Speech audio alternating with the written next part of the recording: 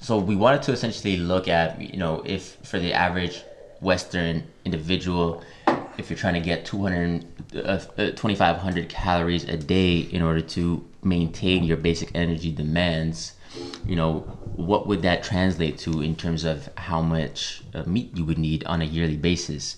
Now, what we did was look at specifically cows, and if you were to eat just strictly beef, if you were to eat beef, what would that mean in terms of how much beef you would need in a year to sustain your basic diet of 2,500 calories in a day?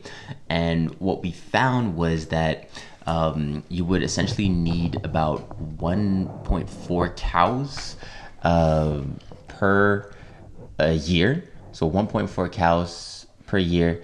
And it's, I don't know, when you look at that, I don't know how that number sounds to you, Elliot, when you just hear that number. But, you could, I guess, like meet your basic calories with 1.4 cows.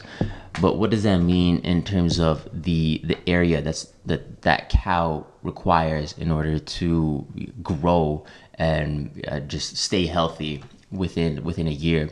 And what we calculated was that one cow would need 2.8 acres per year per person. So again, 1.4 cows, that would take up about 2.8 acres per person per year. So to sustain yourself, that's what you would be essentially looking at. You need 2.8 acres. That's how much your diet would be taking up. And correct me if I'm wrong, that's based on a cow that's being raised on a pasture. Right.